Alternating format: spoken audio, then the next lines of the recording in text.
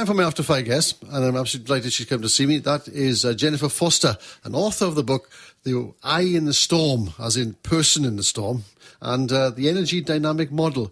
Jennifer, welcome. Thanks for coming to see you, Tircoed. And what is it all about? Well, thank you very much. It's lovely to be here. I've been enjoying your radio sort of songs. Fantastic.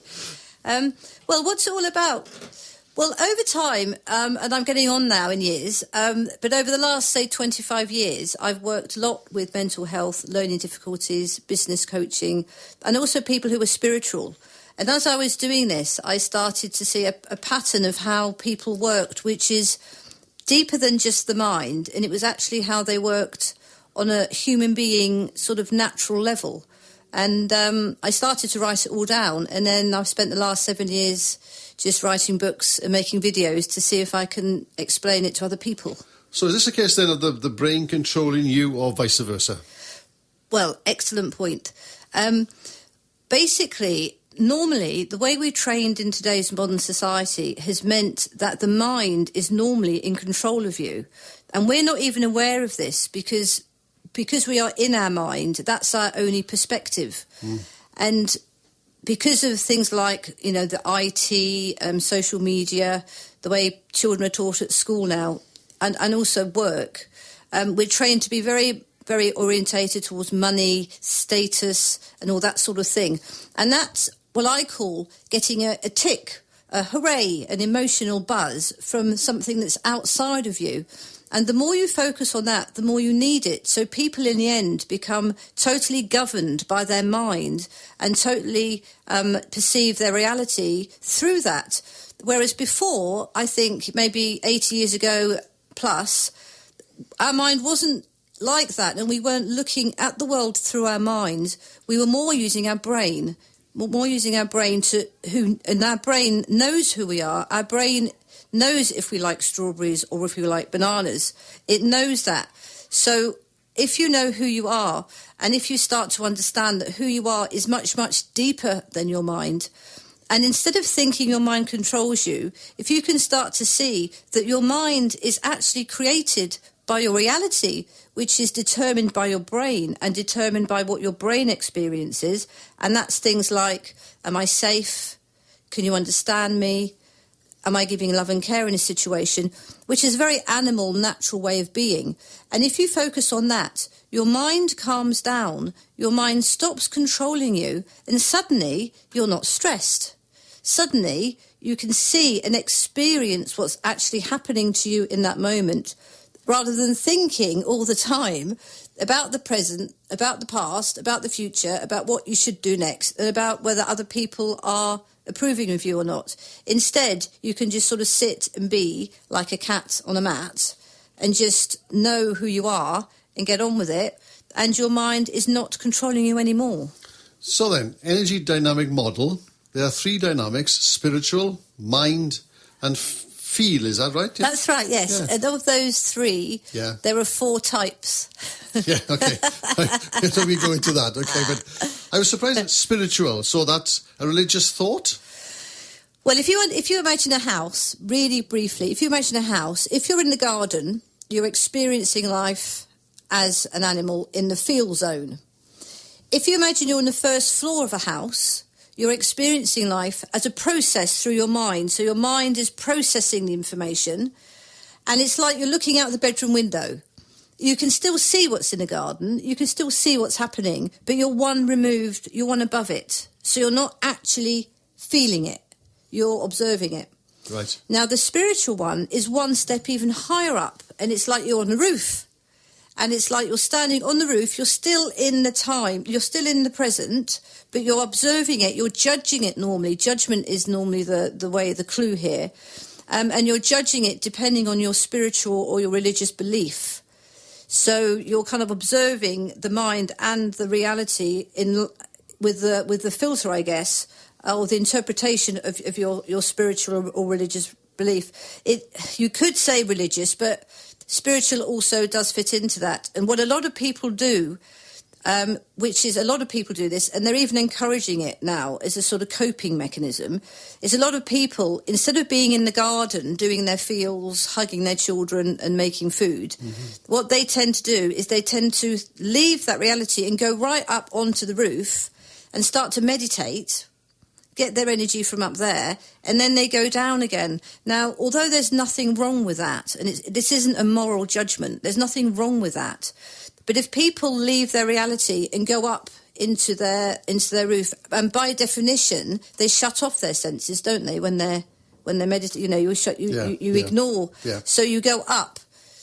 So what I kind of train people to do in these books is instead bring your spirit down. And if you can understand that who you are was created, if you are a spiritual person, as a unique, special person to do a purpose, instead of going up onto the roof to experience that energy, you can bring it down into your life and understand that who you are is the special thing. So who you are, and you can kind of live your spirit in our three-dimensional planet reality.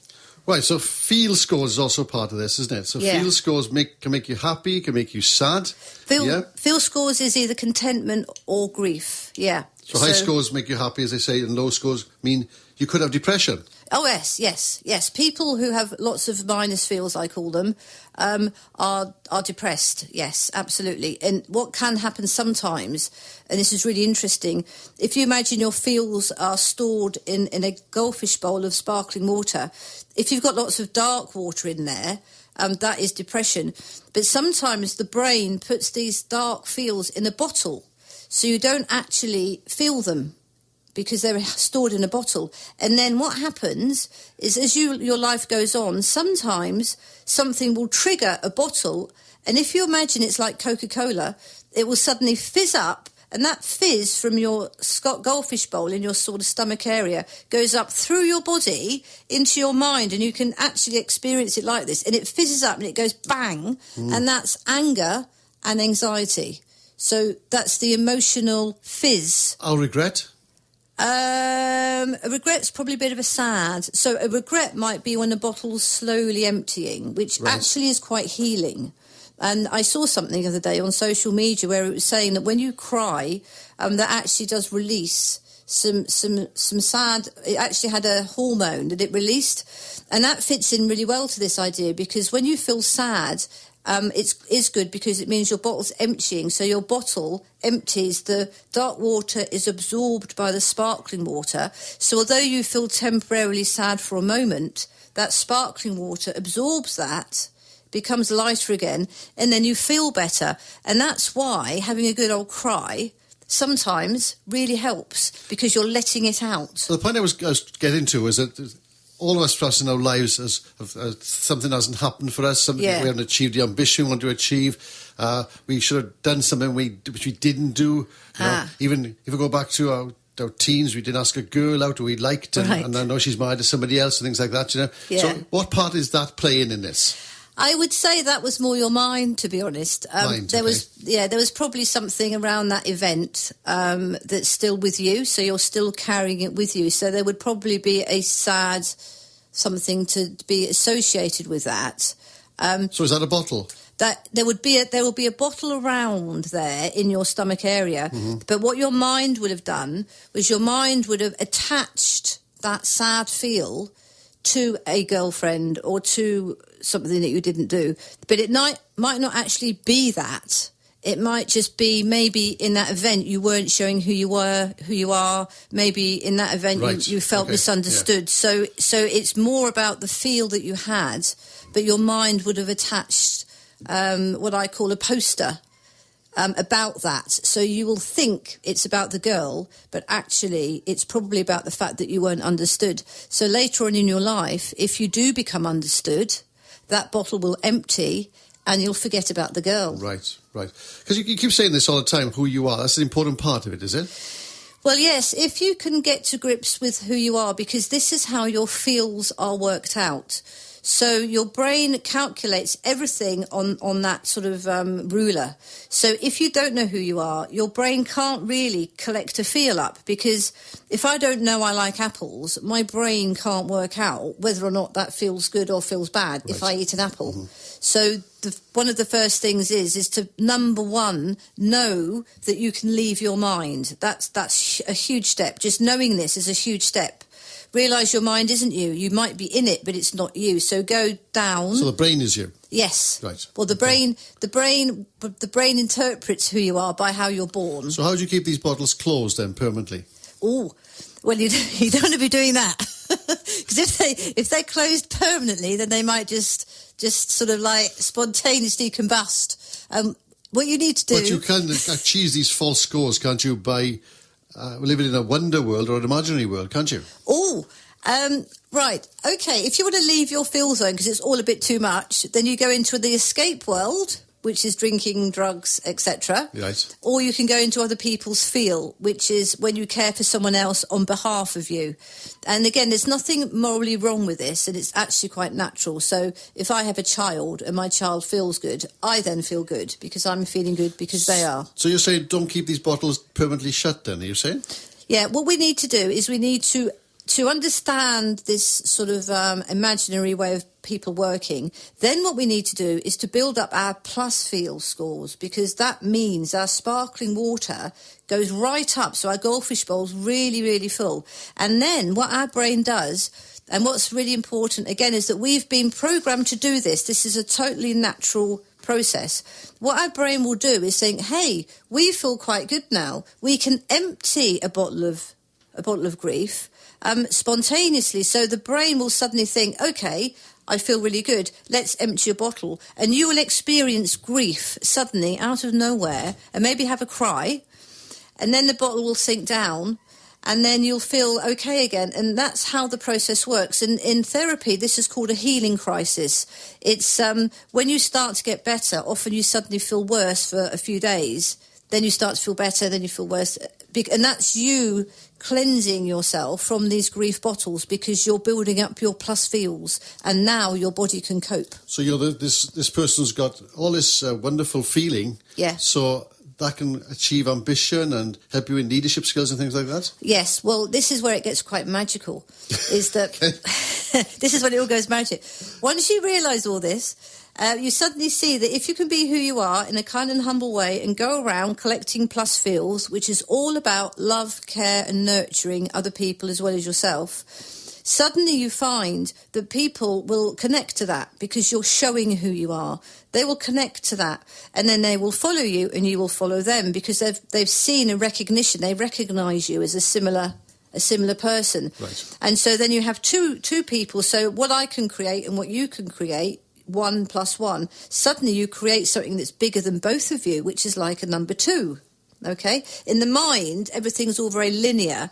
So a 1 + 1 is an 11. So if I work one day for you, you give me £100. Nothing's been created. It's just an exchange. That's mind. So 1 and 1, you get 11, like 2 ones. Mm-hmm. Whereas with the leadership and the nurturing and this is who I am, this is who you are, let's come together and create something that's bigger than anything we could have done on our own. That's what I call human magic. It's alchemy. It's how movements are formed. So is this an adult thing only, or can children develop this skill?